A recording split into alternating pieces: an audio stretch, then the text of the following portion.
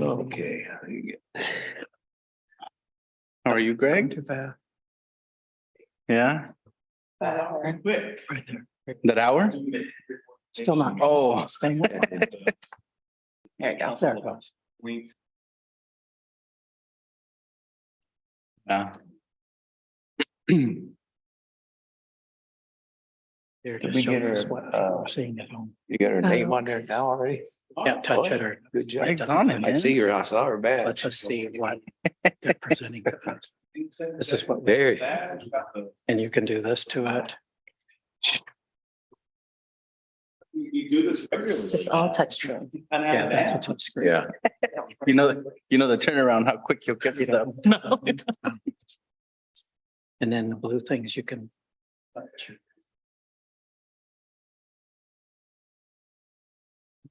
And then you can hold it to the top. Well, it's nice to have an audience tonight because this is a special night because we are giving the oath of office to a counselor. So today, so we'll soon call this meeting to order. And the fact is, I'll call it to order right now.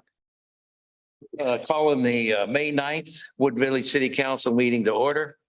And do we have a counselor that would like to read the land acknowledgement statement? And if not, I'll read it. Be happy to. Okay. Again. The Chinookian people known as the Clackamas and Cascades are the indigenous people of the land now inhabited by the city of Wood Village and other areas of the Columbia River. The village of Nechockley was located near today's Blue Lake Park. Ancestral life of these people included a seasonal round of resource gathering and stewardship of the Wapato fields and fishing areas of the Columbia River to the cedar and huckleberry gathering areas of the High Cascades. Introduced disease from the early settlers dramatically reduced the number of these people. They signed the Willamette Valley Treaty of 1855 with the United States government and were forcibly removed to the Grand Ronde Indian Reservation. We thank the descendants of these tribes for being the original stewards and protectors of these lands since the time immemorial. We also acknowledge the systematic policies of genocide, relocation, and assimilation that still impacts many indigenous and Native American families today. We are honored by the collective works of many Native nations, leaders, and families who are demonstrating resilience, resistance, revitalization, healing, and creativity. We are honored to be guests upon these lands. Thank you, Councilor Clark. And if you please stand for the Pledge of Allegiance. I pledge of allegiance to the flag of the United States of America and to the republic for which it stands, one nation, under God, indivisible, with liberty and justice for all. Well, thank you. And again, welcome, Councilor Tan to our council. And I just spent time meeting your family. So it's nice to have your family here tonight. So welcome. The oath of office, swearing in. So Greg Dirks and Councilor Tan, if you'll join Greg at the front of the podium here. Right hand, repeat after me. I state your name. Tan.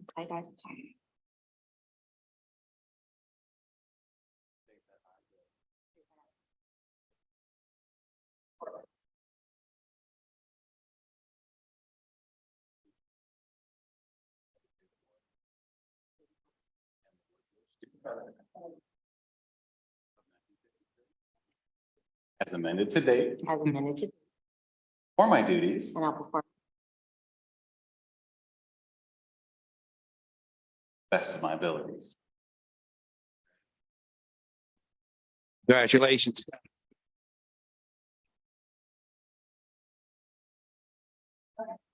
I think that's a good idea to have the family get a picture. Birthday girl too. Oh, really? Happy birthday. Yeah.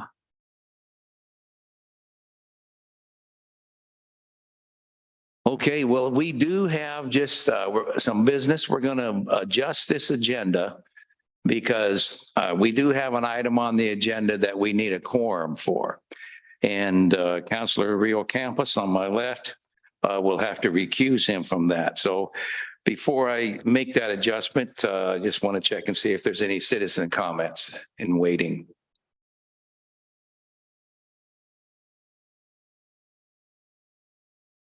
Becky saying no. Oh, you're shaking. Okay. Yeah, she's shaking. Thanks, Becky. All right. So, and if the Multnomah County Sheriff's Office can just bear with us here, we're going to move this agenda ahead. Because here's what we don't want to get in the middle of and get in the way of. It's a birthday party tonight. So we're going to get your mom here involved, and she's going to be she's going to take her first vote as a counselor here in just a minute. So let me move down here to the resolution 10-223, Play East Recreation IGA. So Greg.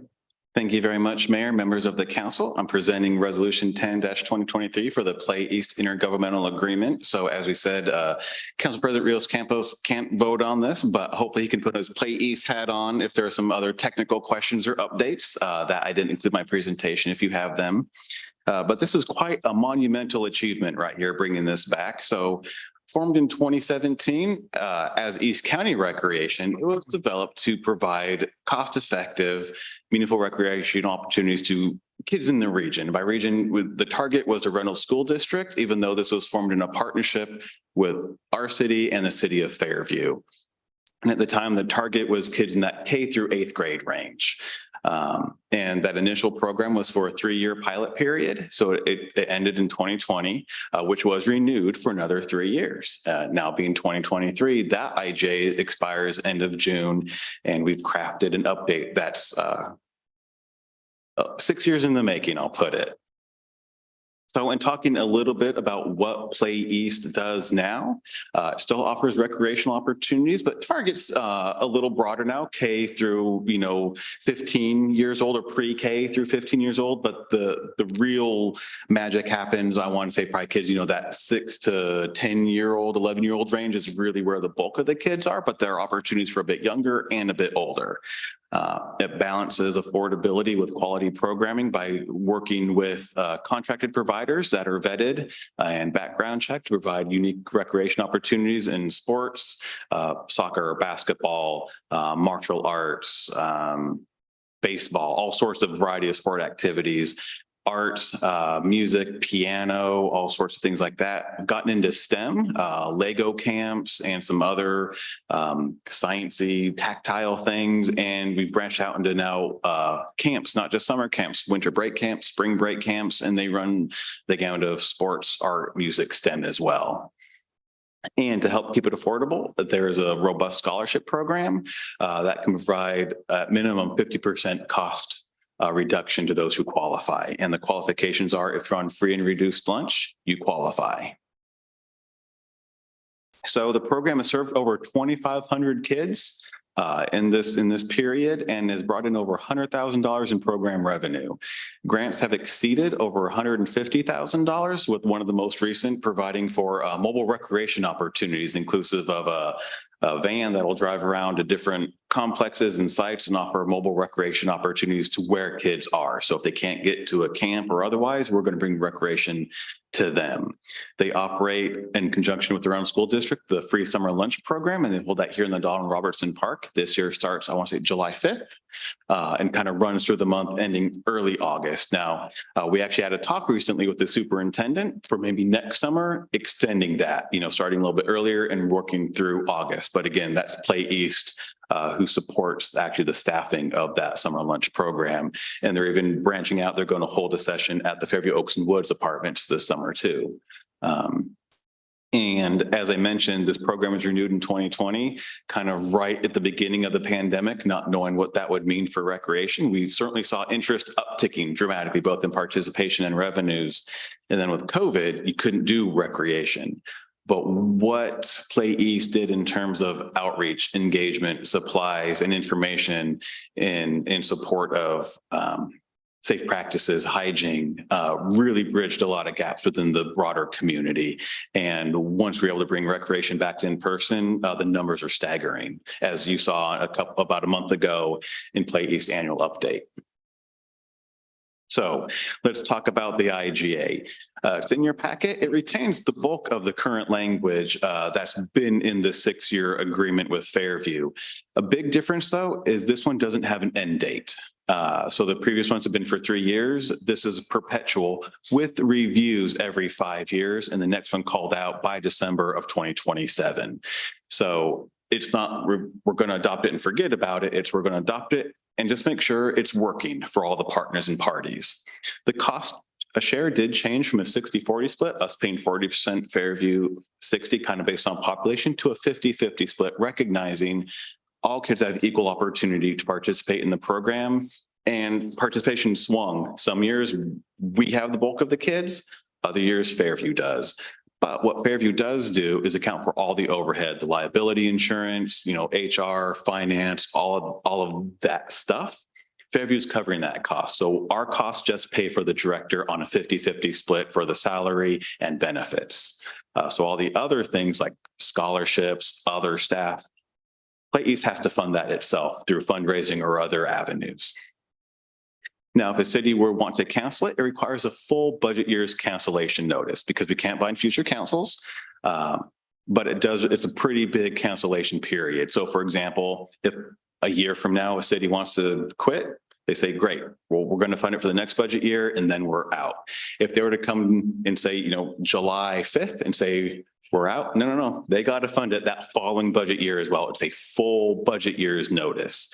And the idea behind that is, one, it gives time to investigate, explore why they may want to pull out, the partner agency. It also provides opportunities to maybe backfill some of the funding and keep the program going. So that's why the longer period of notice. The board representation remains the same. I'll talk about that in the next slide, but basically each city gets a council representative and then 2 community members. And then we also have representatives from the Reynolds School District staff, and there is an opener in the IGA for other potential partners with an expedited review. So the Play East board can't add them. The other cities have to, but it's expedited and called out in the contract because we're exploring some partnerships with Gresham that so far have gone well. And so maybe in future years, they might be a little bigger partner in this. And the Play East board did recommend to the cities that they adopt the updated intergovernmental agreement. So there's the board representation, and the board members from the city include Mayor Minor, and then we have community members Patricia Smith and Pastor Tom Miles from the Wood Village Baptist Church. So there are 2 motions this evening. One is to approve the resolution with the new IGA, and then another one to bring these people back as the city representatives.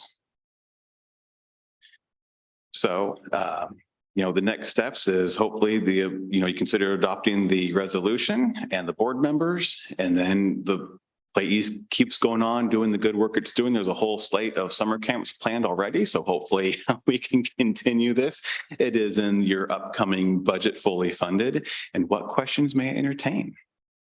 Greg, thank you. I will just add to that briefly that I believe Fairview has adopted this at their last meeting, correct? Correct. Okay. And Council President Rios Campos is also the director of Play East, and that's why he can't vote on this and why we have to make this adjustment in our agenda. So are there questions from the council? No, sir. Any questions? No?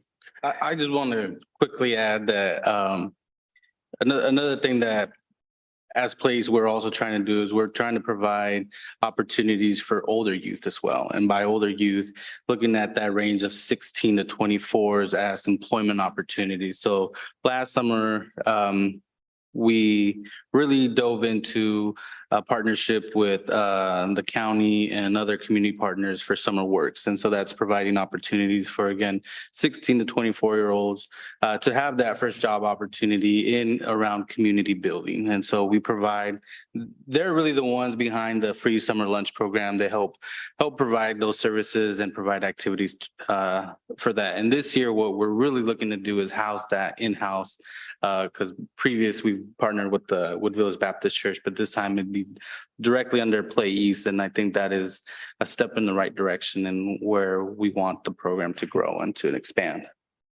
Counselor, President Rio Campos, would you also just quickly talk about the exciting vehicle we purchased that is going to deliver services to parks, which is a whole nother aspect of Play East? Yeah, so this came about actually right during the pandemic. We had an opportunity to apply for some ARPA grants through Senator Gorsuch's office in District 25. And so we were granted $150,000 with a portion of that allocated to purchase a vehicle and do exactly that, do mobile recreation. So that basically means is instead of having participants come where we are at, we will actually go where they are at. So mobile home parks, apartment complexes, parks, neighborhoods where, it's, safe to be out in the streets and we can do on-site programming. And so this vehicle will be equipped with supplies, materials, equipment,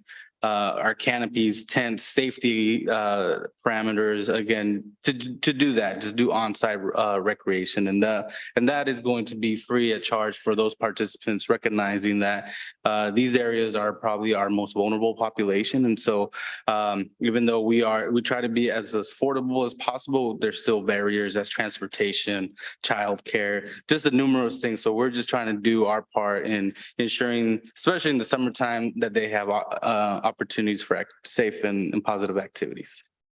Thanks. And that vehicle is electric vehicle. Correct. So, if there's no other comments or questions, do I hear a motion? Well, I just want to publicly recuse myself from this. Thank you. From this vote. Okay, so it will be the counselors to my right and myself. So is there a motion? Yes, sir. I move to approve resolution number 10-2023, authorizing the city manager to execute an intergovernmental agreement with Fairview for the continuation of Play East. I second that. It's been moved and seconded. All in favor? Aye. Aye. All right, success. And then there's a second motion. Oh, too. the second motion. So I move to approve resolution number 10 The one below it. The next one below. the appointing the. Well, I move to appoint the following individuals to the East County Recreational Board. Just Play East Board. I use the old Oh. name. Yeah. East County Recreational Board, elected official, John C. Minor, citizen, Patricia Smith, and Tom Miles. And I'll second that. Moved and seconded. All in favor? Aye. Aye. All right. Thank you very Yes. much. And thank you for the extra time and thank you for the extras. Yeah. And Now, don't forget the fundraiser. Or is that you going to talk about that? yeah, no, we do need to just, before anybody leaves, just to talk about our campaign celebration tomorrow night. And Jairo, I'll let you take that again. Yeah, so tomorrow we have our 6th annual Play East fundraiser / celebration. And again, all the proceeds from this event really allows us to offer those scholarship to all those participants in need, as well as to grow the program. So tomorrow night, 6 p.m. at the Fairview Food Plaza, we will be having a celebration and a great show, some performances and some testimonials from participants. So everyone is welcome to join us and help us meet our goal of raising $35,000 this year. Excellent. Thank you. Now, let's not delay that birthday party. So Counselor Tan, you're excused and you're gonna, I'm sure, celebrate the birthday and have a lot of fun tonight. Thank you. All right.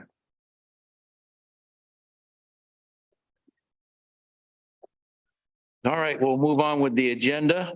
And that is the public safety report that will include the body camera discussion that Multnomah County Sheriff's Office is working on. So yeah, might as well both come up or all three, and we'll take care of that, the public safety report, and then move on to the body camera discussion.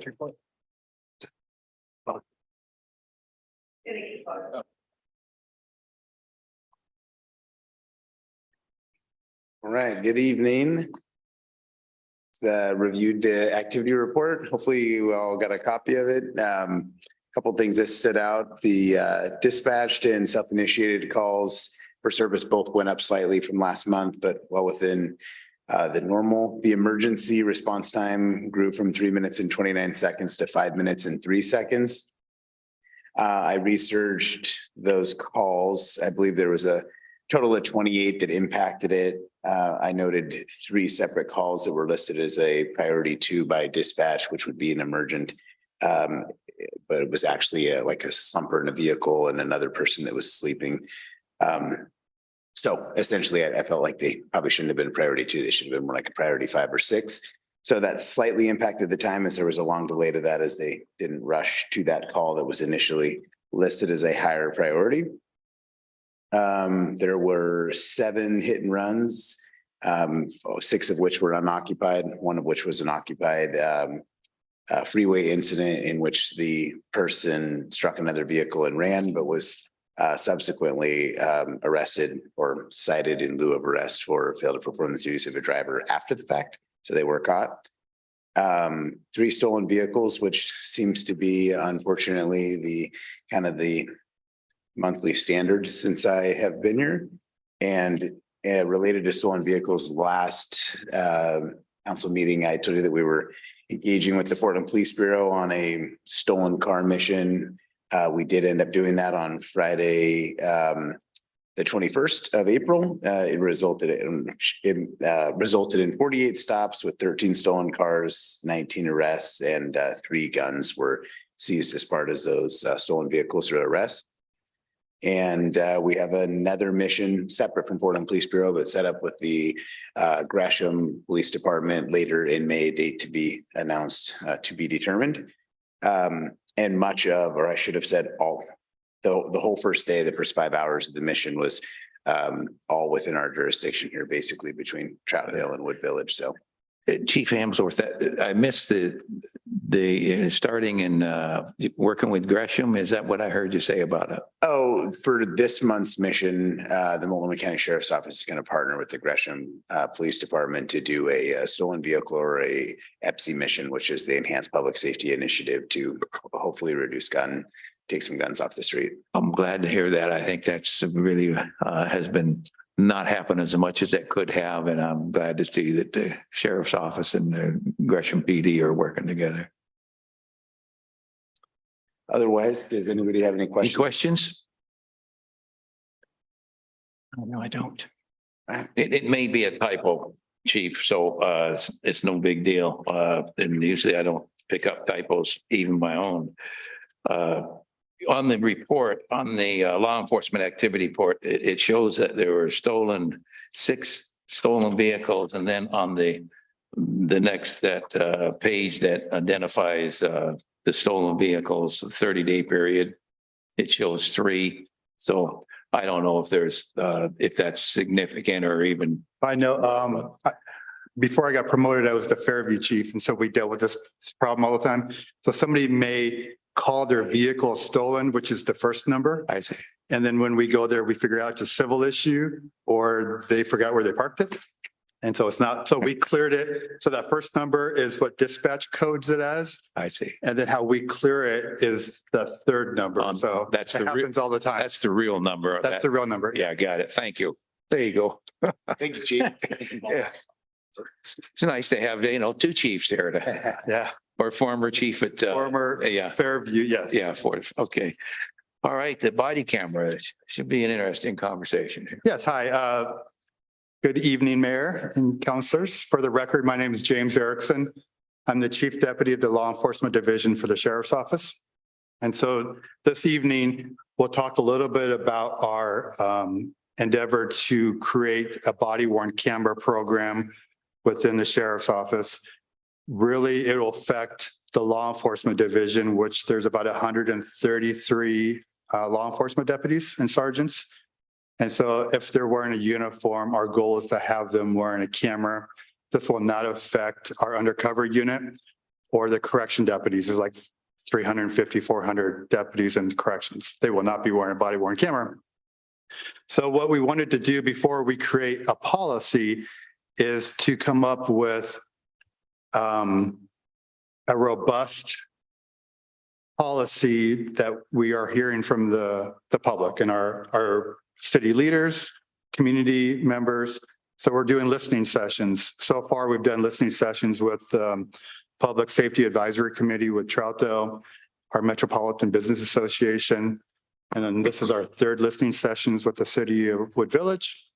And we have other ones scheduled to include the Somali American Council of Oregon, Reynolds High School, because we do have 2 school resource deputies assigned to the school district, and the Waterfront Organizations of Oregon, which would encompass all our River Patrol deputies, and Corbett, Maywood Park. We have Fairview, I think, next week. So we're just trying to provide a foundation now to listen to our stakeholders of what their concerns are, if they're pro, against. There's one area that causes a little bit of controversy, and that's the review of video that we'll talk about here in a few slides. So the reason why we're here is to kind of give you a foundation of what we're planning on doing, listen to the community, hear back from your thoughts, and just kind of engage, especially with the policy. Some of the things that come up when we talk about body-worn cameras is accountability versus transparency. Internal affairs. Prior to getting promoted, I was also the inspector that did all internal affairs investigations. And there were so many times that we would get complaints, like on traffic stops, of the deputy was rude and said this, and the deputy's like, I didn't say that. Well, it's he said, she said, he said type. So if we had body-worn cameras, we could just push play and say, yep, you're right, or nope, you're not right. And so that's one of the biggest transparencies and pro for having body-worn cameras. The other is it's good evidence. So if you're investigating a crime and you have your body-worn camera on and you capture the event or you capture the statement, and then also our interaction with the citizens, how our deputies are doing, and it's accountability for both the deputies and the citizens. And so I think it's important to have body-worn cameras. It's also important to know that we don't always have to have them on. They're only going to be turned on if we're having a police citizen contact involving like a probable cause type investigation. So if we're investigating like a hit and run accident, we're going to turn the cameras on. Or if we do a traffic stop, we're going to have the cameras on. If we have to pull our taser out, our gun out, we're going to have the cameras on. But if I'm the school resource deputy, I'm not walking through the hallways of Reynolds High School, I'm not going to have my cameras on unless I'm investigating a crime. Now, if we're investigating a domestic violence or sex abuse crime and the victim is kind of leery of the camera, we will have it in the policy where they can turn the camera off just to make the victim feel more comfortable with giving an accurate statement. And then, of course, like I talked about also is it's the public's perception of police force. So if there's a use of force event and the camera was on, it's something that the public can see and, hey, we did well, we didn't do well, we need to correct it. Here it is. It's right, it's factual. It's, also we'll be able to deal with community member complaints and then just enhance any cases that we present to the DA's office. Again, there's rules, there's Oregon revised statutes on retention requirements and when you can and can turn the camera on. And so of course, whatever policy the sheriff decides to finalize will be based on ORS on top of feedback from our listening sessions. And also we realize that there's going to be a lot of requests for release of video. which is going to take a lot of time. So we're going to have to enhance our non-sworn civilian staff with the IT section that they can actually respond to these requests for video. Some video you might, if you're walking again in the school and there's a fight and you capture it, all the students not related, somebody's going to have to go there and scrub the face on the video. So there's a lot of kind of back and forth work with the IT part that we realize. And then the big controversy is going to be viewing a video. If I'm a deputy involved in use of force, can I go back to the office or go back to the Wood Village office in the back there and turn on the camera and review my video before I write my report? Or, will the policy dictate that you have to write your report and then you can review video? Or, so there's all this back and forth.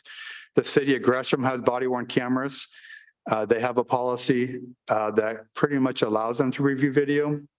The city of Portland just passed or approved a policy based on their Portland Police Association agreement on if it's a my microphone? No. If it's a major use of force, they have to give a short statement first, and then they can step out, review video, and then give a final statement. So we're kind of going back and forth on what that will look like. It's really going to affect use of force, like in a deadly force situation, of when the deputy or sergeant can review video. So that's kind of the big decision the sheriff will have to make based on input from the community.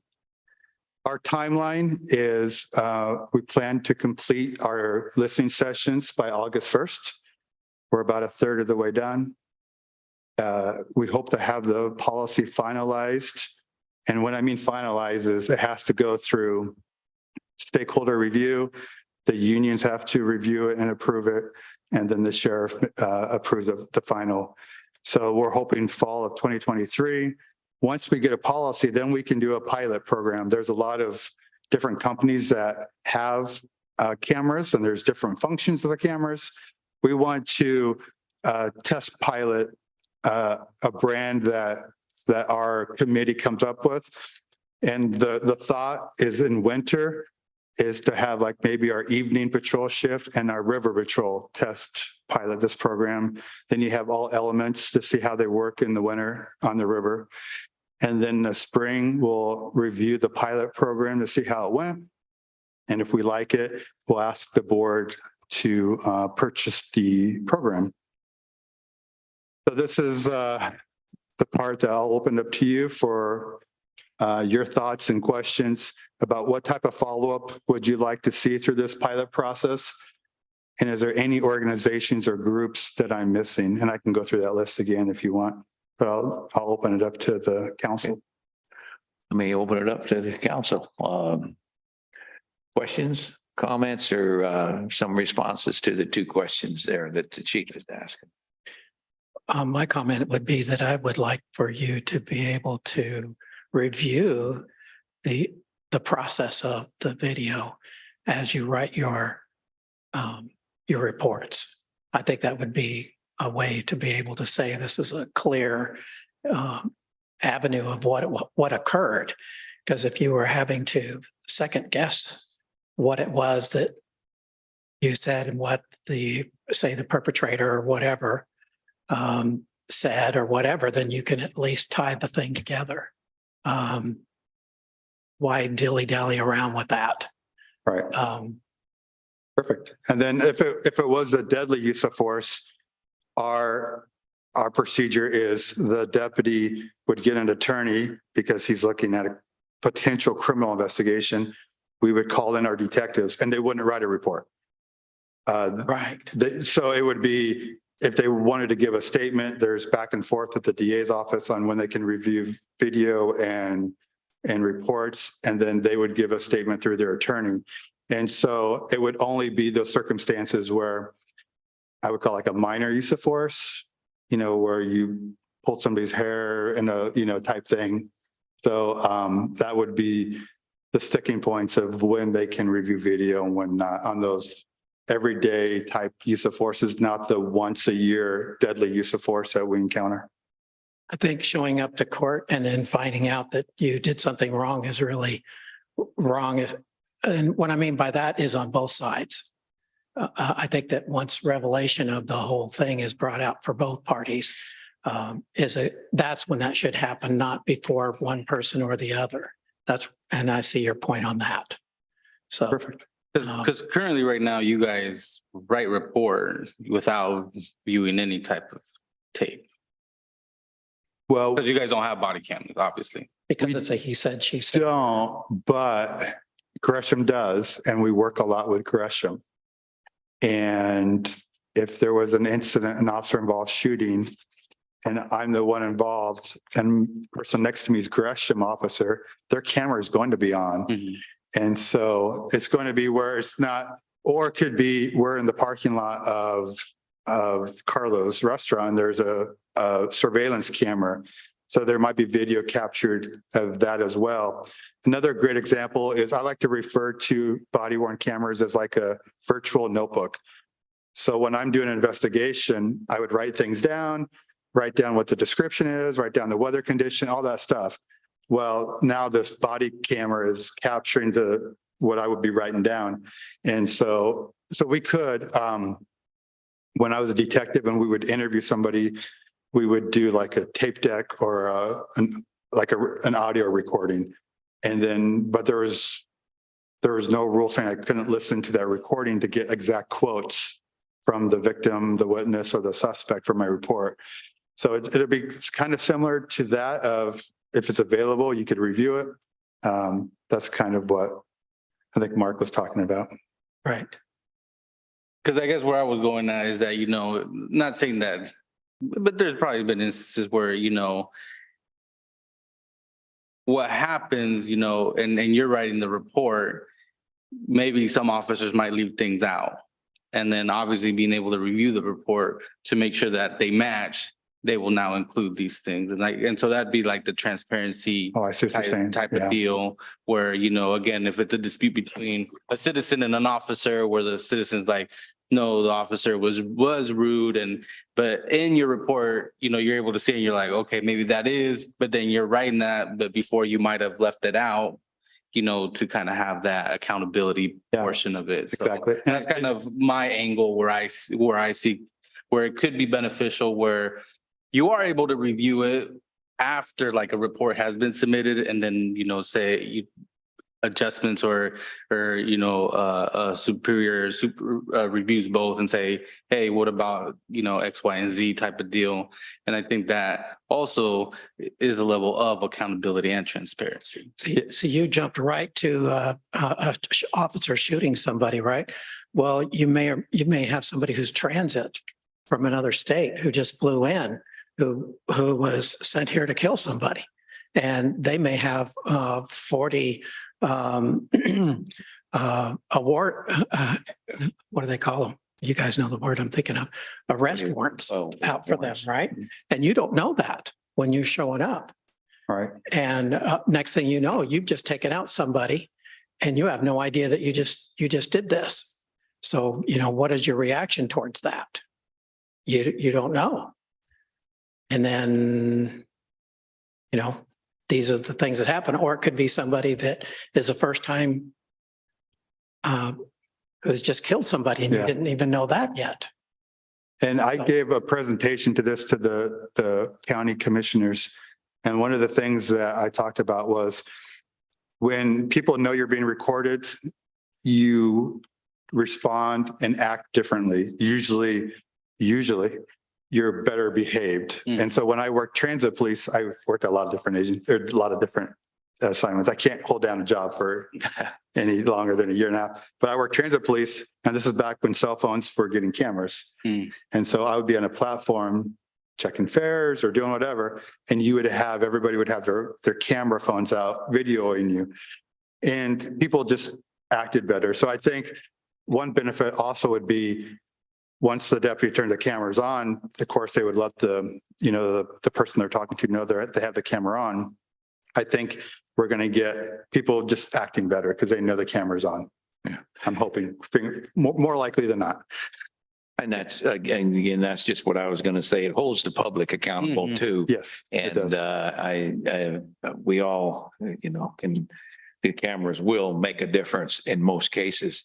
You answered the question about the school resource deputies and walking the halls, treating, and using the camera, turning it on and off, when you need to.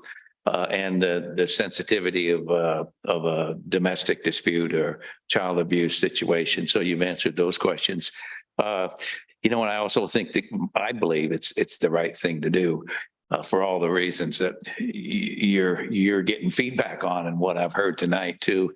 And it's I think you have to, because I just can't believe that a person that is involved in deadly force and the stress involved in that is then going to sit down and write a report and remember everything that might have happened in the sequence and what people might have said. And the first time that attorneys get a hold of a statement that doesn't bear out, no matter what it is, then that officer's credibility is called into question.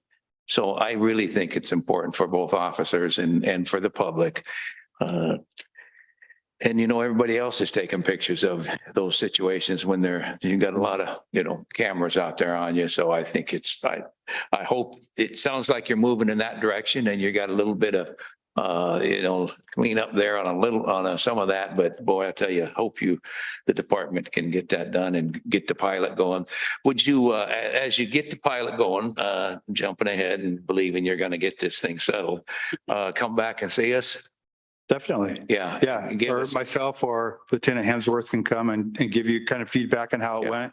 Yeah. And how it's going. And I think we might have to, because it's, as you can imagine, 140 cameras plus 4 non-sworn civilians just to manage the public records request cost the county a little bit of money that they're going to want to make sure the stakeholders are happy and it's working and it's worth the money. And I think it will be, but we got to try it out with pilot program.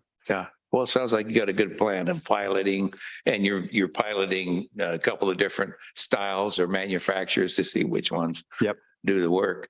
So if there's no other questions. Well, no, you just kind of touched on one of the Yes. questions was cost. Obviously, Yeah. that's going to impact maybe contracts that you have with the cities and things of that nature, but we won't probably really know that until further down the line. But I think it's as Mayor Minor's mentioning, I think I'm also in favor of it. I think it's a great investment. And I think it's also commendable that you guys are stepping forward and say, we also want this, instead of getting kind of pushed by the public to say, you guys need to do this. And so you guys are realizing the real benefit of what this could bring, and have that transparency and accountability. So I appreciate that. So I got to the office at 5 today to get prepared for this. And I talked to a deputy in the parking lot and I told her what I was doing. And she's like, I hope they like my singing, because I'm going to be singing a lot and it might be captured on the recording. I do have one question. Will this bring down our insurance costs? That's a great, that I don't know. That's a good follow-up question that we can. I didn't hear the question. The question is that will this bring down our insurance costs? Oh, well, I don't That'd know. be something That's a that great to question. find out. And then I think the last piece is, remember a long time ago when cell phones first came out and the cell phone was a penny? They just wanted you to pay the service. This is kind of similar where the cameras cost really nothing. It's the storage of having all that in the cloud and the retention time that we have to hold on to. That's what's costs a lot of money, just to hold on to that data. Yeah. And then what I'll do is I'll leave my business cards with Becky. And so if you have any questions, any follow-up questions, feel free to email me or Lieutenant Hemsworth. good. Looks like Greg has. I did have one question, if that's acceptable, because you talked about how deputies would turn on and off the cameras depending on the situation. What kind of fail-safe is built into that to help remove the human element from when maybe there is a question of a they said, or a use of force that's, say, questionable, but for whatever reason it wasn't turned on or thought it was on? Are there safes built into that, or what are you looking at in terms of that? Because Yeah, like I think what you wouldn't want command. is, oh yeah, camera didn't work. there's human error. There's some fail safes. It depends on the technology. If we go with the TASER technology, which TASER it's called Axon, I believe. Axon, they're the ones that make our TASER, but they can do it. So anytime the TASER is pulled from the holster, it automatically turns on. Some technology is anytime you turn your overhead lights on, the camera turns on. There's going to be times where any expectation of if they do a traffic stop, they turn it on before they approach the vehicle. So if the deputy forgets, there might be kind of a learning curve. There's going to be some corrective action, but it's going to be routine enough where they just push a button as soon as they get to a call for service. And then the problem is remember to turn it off before they go on a break or something. And once you push the button, it does, depending on the manufacturer, once you activate the button or it's activated by, say, a gunshot or the taser sound or an unholstering, it goes back in time. So like pre-recorded, it goes back in time, I think 30 Yeah, seconds. 30 seconds, I think. So as well as it can be passively recording per se. So if there is a thing that activates it, it can capture the moments prior. Correct. And then like on a community perspective on it, I think also your guys' consequences behind certain, obviously there's going to be a learning curve and there's got to be a grace period, but I think the consequences behind some of these acts, if they continue to happen, I think is also going to speak big volumes of what you guys are wanting to prevent. And so it is that forgetness or like, or other things that is, we're past that grace period. Now here's the consequence. So I think that in your guys' policy is going to speak. Oh, yeah. volumes. And there'll be a work plan if it happens, and then corrective action to include time off and termination if they're just not catching on to it. So it's Gresham has it, Portland's going to have it, Clark County, Vancouver, Salem, Clackamas, most agencies have it. So we're leaning towards them to figure out what type of issues they saw so we can kind of prevent them. But we're all human and we're all going to, have that one-off, unfortunately. I think it will raise the standard of behavior. For everybody. That, we all know that within any organization, there are some people that just always routinely somehow push the policies or push the protocols. So I hope that pretty confident it's going to help all of us and help the department. So good luck with it. And if there's no other questions, thanks for the presentation. It was easy to follow. You're welcome. Thank Yeah. you for your time. Thank you. All right. You both of you have a good evening and thanks for being here. All right, next item on the agenda would be the review of the bills paid. Any questions about those bills?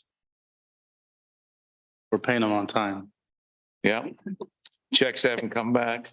But one of the questions I did have though, the Riverview CC, what's the, oh, okay.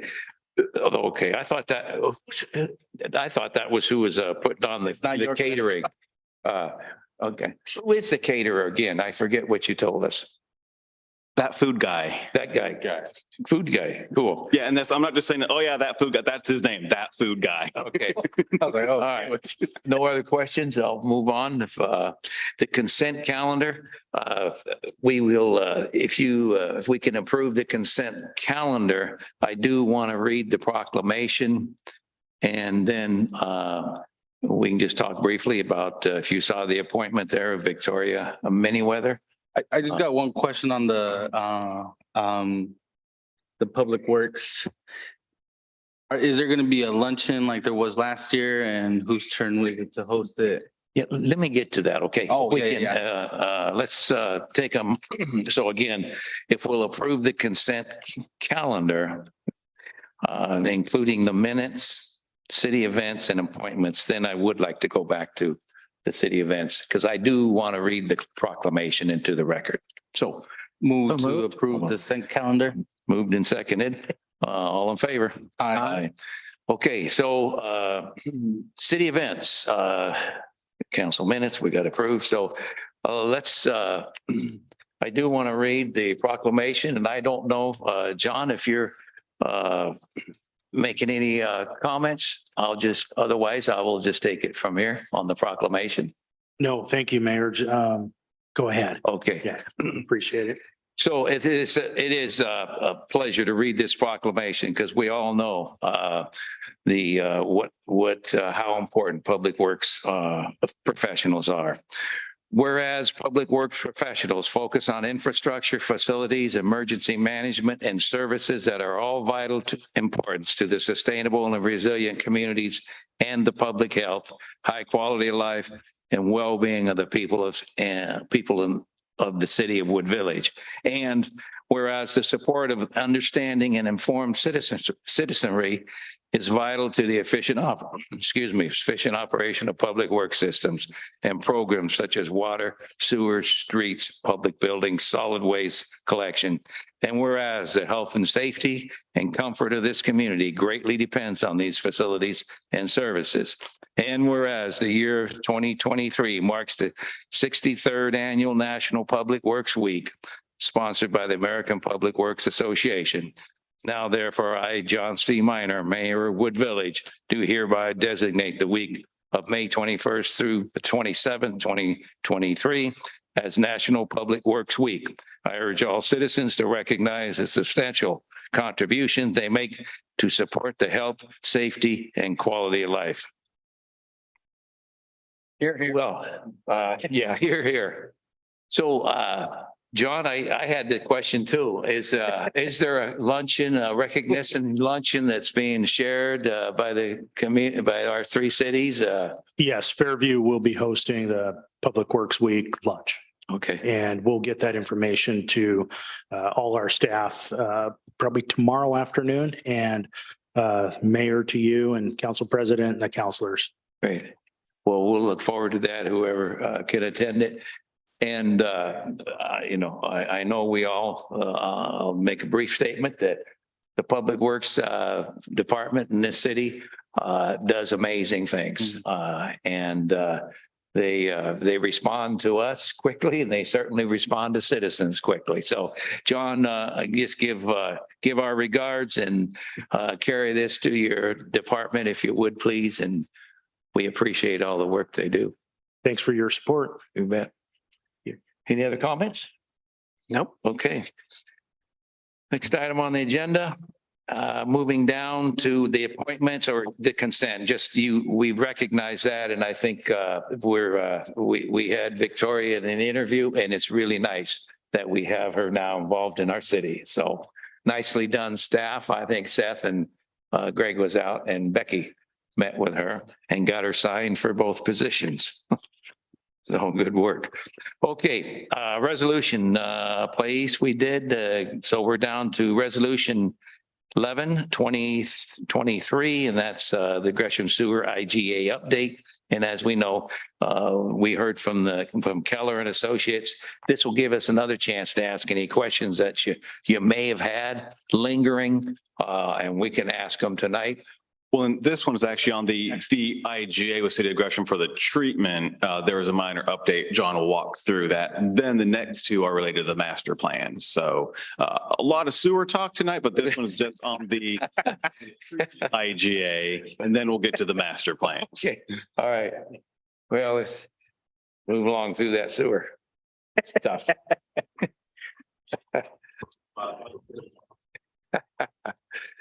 Good evening, Mayor, City Councilors. Great. Oh, the IGA, yeah.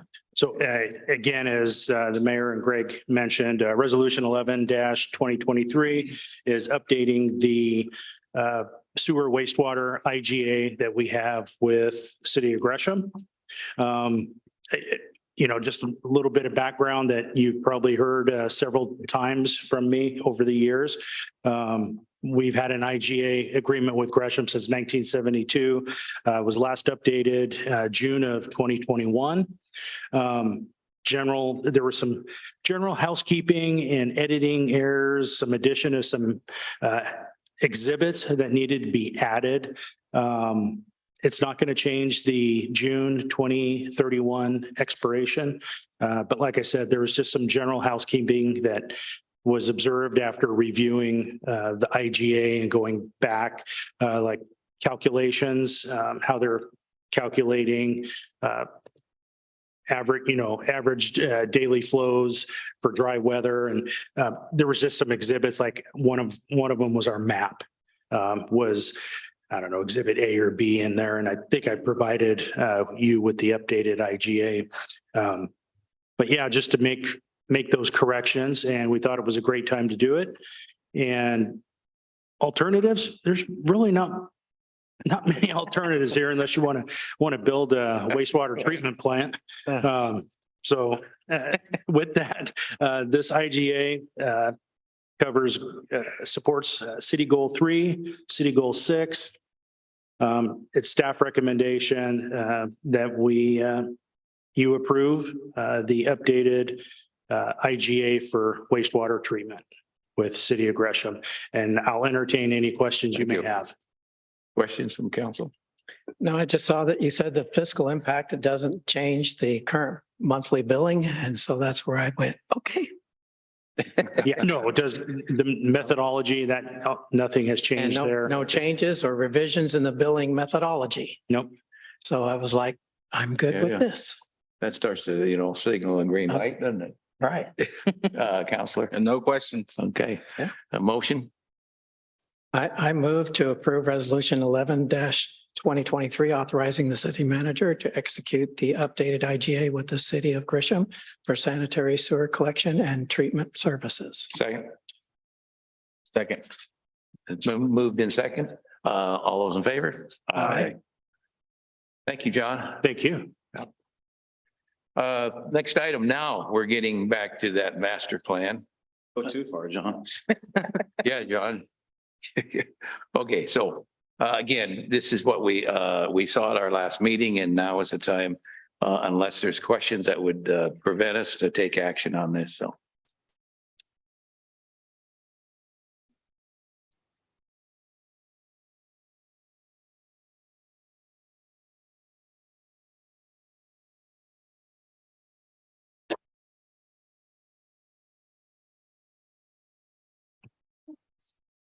Okay. Good evening, Mayor, City Councilors. I'm here again. As the mayor stated, this is the adoption of the Water Master Plan and the Water Management and Conservation Plan.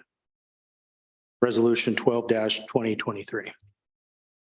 A little background, the current Water Master Plan was dated 2014.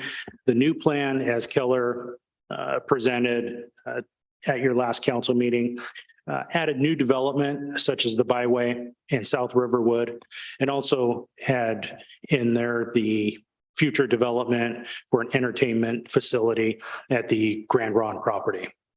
The current conservation plan is dated 2012. According to Oregon Water Resources Department, we have to update that every 10 years. So it was time to update it. That's why we had it as part of our master plan update with Keller. At 5 years, we do a check-in and a progress report. So our staff actually types up a report on the actual conservation report and what are we doing, moving forward. So additional background, the updated plan or the new plan, the 2023 plan that Keller presented, had some unique parts of it. One was a directional flushing program. Most cities have, a flushing program and they're happy if they flush a hydrant once a year. We actually wanted to do a directional flushing program where our staff completes that the same way every time, every year. So we felt it was important for water quality. There are dead ends in our system. We ultimately try and avoid that, but there are some dead ends, and sometimes we have some challenges with murky water. And we feel that the added cost to come up with the directional flushing program was an added benefit. Also, too, was updating the capital plan. The current capital plan was, basically non-existent. So. We did it. Yeah, everything was completed. So moving forward, looking at the next 10, 15, 20 years, we really want to start, doing some rehabilitation of our system. Our oldest well 3, we know we need to make some investments. There are some shortfalls at well 3 too. There's no backup generator there. So that's, one of the it is the number one capital project coming out of this plan. Budget for this was 100% through the water fund, which was adopted in the 2022-23 budget. And the budget for this particular update for the water was just under $160,000. Supporting goals 1 and 3, and one of it is the cost-effective, high-quality public utilities. This master plan will support our water plan. Alternatives to this. We are still waiting for the final copy of the water master plan. Same thing with the sewer, which you'll hear later. But right now it's adopted as adopted, allowing staff to approve the edits and adopt the water management and conservation plan, or elect to not adopt and wait for final edits from Keller to get your final review prior to adoption. So again, I'll entertain any questions at any time. Any questions? So John, have you thought about doing on these dead ends where we have no looping, of increasing the flushing on those? Increasing the flushing and adding blow-offs too, which then, increase the flushing. Yeah. Yeah, on one particular one that's been problematic for a neighborhood, we flushed out monthly.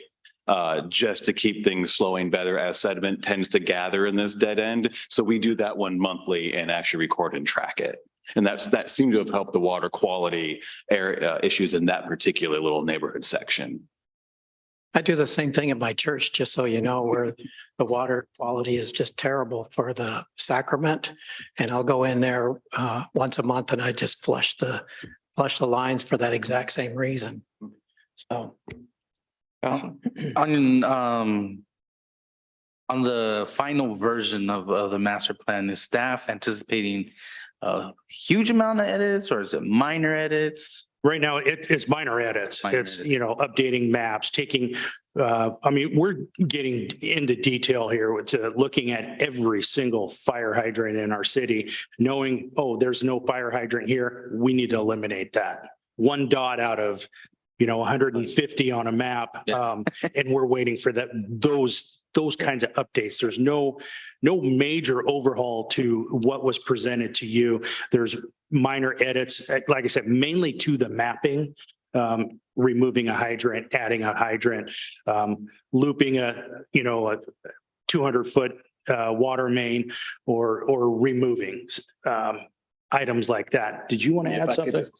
Add a little bit to it. I mean, to say they're not substantive would be, well, then why are we doing it? They're substantive to the fact that they're the minor details that make a difference. If you were to look at it again, I wouldn't notice the difference. Nothing substantive in terms of the capital plan. The main elements is changing. As John said, it was maybe in the text, but maybe not in this bullet point list, or vice versa. It was bulleted out, but not explained in the text. So it's just making sure everything's congruent, everything matches, the maps, some maps are fully updated. Oh, they missed one. We just want to make sure it's of the highest quality possible. And that takes a little bit of time for them to go back and just change all that. Because then, it added a page. Now I got to renumber the table of contents. It's say the little things, but it's not substantive that changes the essence of the plan. So There was the well 3 hydrological study was an add to the capital from what was presented. I think The last that would be the biggest. That's the only add. That's the biggest change. And basically, wells 1, 2, and 3 can actually, it's 1, Yeah, 1, 2, and 3. 1, 2, and 3 can share rights with 1, 2, or 3. So usually a well has its own right and that vests with that site. Well, we years ago worked with the Oregon Water Resources and actually can share rights between them. And well 3 actually holds water rights of, was it 800 some odd gallons a minute, but pumps dramatically less than that. When we brought that to Keller, they said, well, we can model how water flows in your system, but we're not the ones, we're not hydrologists that can measure the aquifer and what that particular site can handle. So if you're looking at, ways to add capacity to your system, Reslotting and things like that. The well. and as we recommend doing a hydrological study first to see, can you sustainably pump at 800 a minute? And so that was added to the master plan as we're looking at upgrading well 3. Can it pump at 800 sustainably? And so that was added as we're evaluating well 3. They added that piece to it. Right. And then later on, staff will come up with, how that's the budget impact for that piece. Oh, yeah. Yeah. So Mayor, you had a We'll see that next week, your next meeting, actually. Mayor? Yeah, what I wanted to say is that I appreciate the staff starting to look at this in more detail. Yeah. These technical reports, I mean, you could sit down and look at them and keep looking at them and find an error and an error, but it's important that you're looking at it, not Keller, and correcting those kinds of items that would be not just clerical, but clear for us as we continue to use this plan, this master plan. So And staff has spent a lot of time reviewing and we're not paying Keller to start doing some typo work for us, in which they wouldn't know anyway, because so anyway, that's. So years and years ago, one of the items that had been brought up was that we were looking at having fire hydrants every 500 feet for all of our citizens, except for the mobile home parks. Do you know if that is still in the plan, or did we master that? I would have to. I say the plan had fire hydrant coverage, and short of, I think it was just the one manufactured home park, there was good coverage. There are some areas where maybe the pressure is not quite optimal on the public side. That's another step, is actually doing an investigation. They use a lot of modeling to determine the flow rates. They don't actually go to every hydrant and put a flow measure on it. So that's kind of a next step too, is looking at some of that where they called out a flow. So short of Wood Village Green, which actually is in the master plan, this one kind of calling out there's a deficiency here. The plan is showing adequate fire hydrant coverage for our entire city. Okay, They did like circles. right. I remembered that. So that's why. The minimum requirement.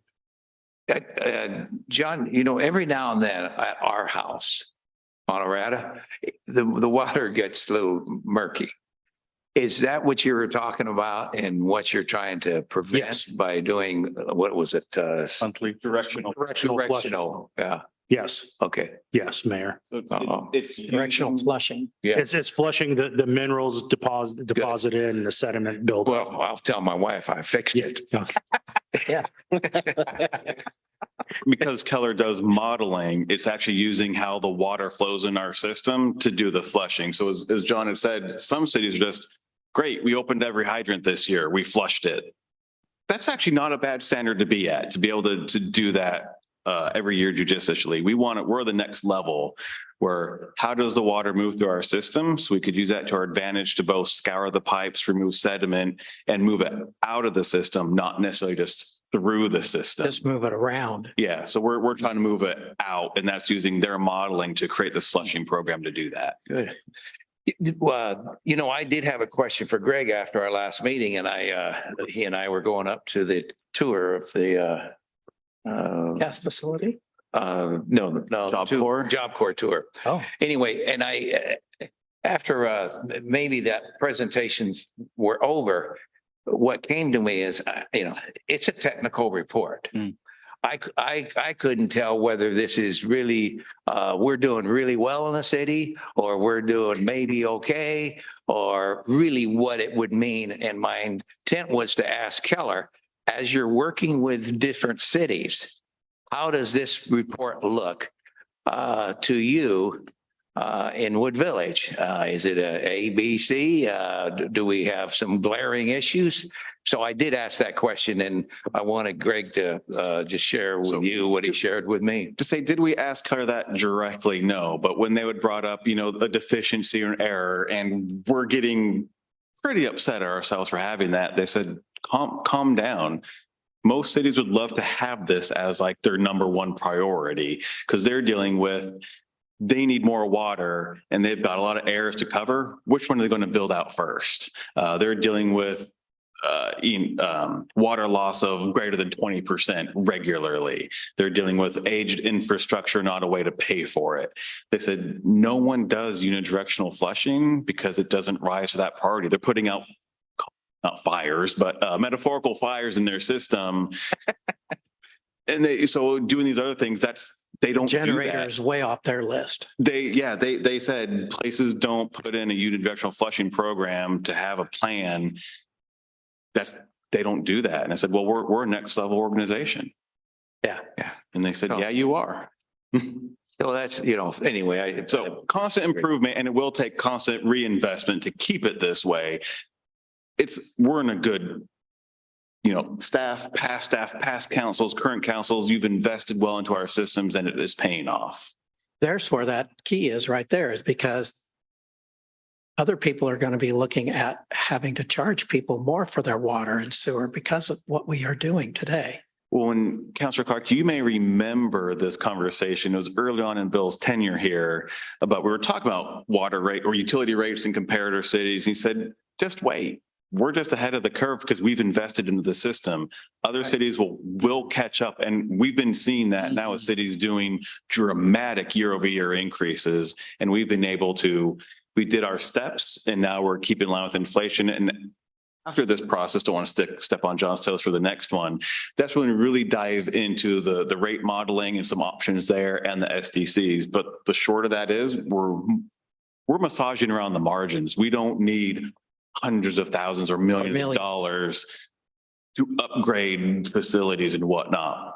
We just essentially need to maintain what we have and optimize it. Right. So it's a good place to be in, even though at times it doesn't feel that way. It's in a good place. good. Thank you. Any other comments? Can we move forward here and get a motion? On Just last comment, I mean, that also goes the level and dedication of staff to invest, keeping, leadership to invest in things like that for the longevity. As they mentioned, councils before 10 years, and we're hoping to follow in those footsteps. So Long game, the long game. long game. 10, 20 years from now, wow, those guys did a great job. That's what we're hoping for. Those dead guys, those dead guys. Go ahead. Have a motion here. I move to approve resolution 12-2023, adopting the Wood Village Water Master Plan and the Water Management and Conservation Plan upon staff approval. Second, I'll second that. moved and seconded. All those in favor? Aye. Thank you. All right. Now the wastewater. Now that other stuff. Even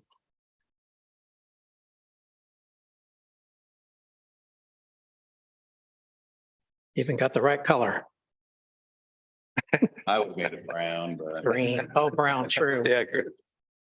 All right. Good evening, Mayor, City Councilors. I'm here to present Resolution 13-2023, the wastewater sewer master plan adoption.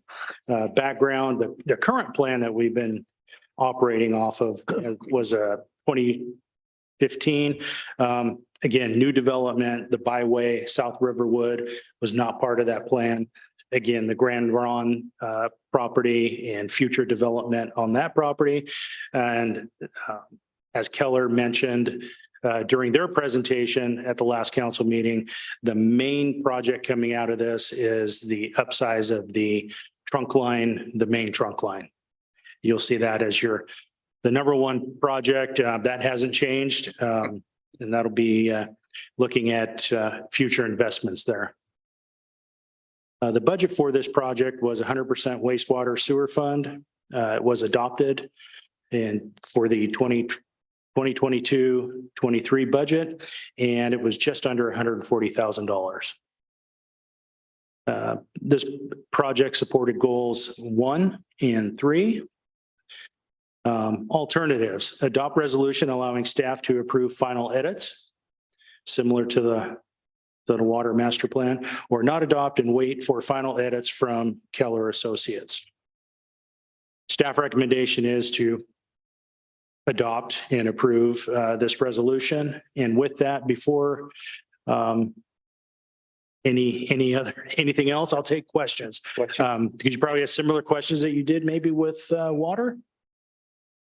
No questions? This one's cut and dry, in my opinion. Pretty clear on the priority. I need a motion. I move to approve resolution 13-2023, adopting the Wood Village wastewater master plan upon staff approval. Second. Moved and seconded. All those in favor? Aye. You know, one of the things too, just to comment before we move on to the next one, is I'm looking over at Seth, and certainly as we've been looking at our budget is in alignment with our master plan. And that sounds like it's an obvious thing. But certainly as I've been listening and thinking about the budget, there's alignment. So again, I think we're in good hands here as we move forward with this. Well, I Okay. think, too, Mayor, you're going to have 2 master plans that have meaning to them. And then that staff put a lot of time and effort into making sure that everything is accurate and correct in there for the next 5, 10, 15 years. Right. Well, we can't apply for grants without them, and we can't move forward without them either. So. Yeah. And I'd just like to thank you again for the trust and level of investment to get these plans updated to a level that's quality. And then on the backside of that, investing in the budget to make those improvements. I just really want to thank you for that. Yeah. And Mayor, I want you to know that Keller does an excellent job. That's I've great. worked with engineers, lots of them, and they are awesome. Well, So that's- I have a lot of faith in them. Well, I'm glad we're using Keller. So anyway, again, thanks for the continued work on this to clean it up and make it even more relevant for us in our city. The next item on the agenda is an executive session. Just I will- give us a couple minutes Yeah. here to let the television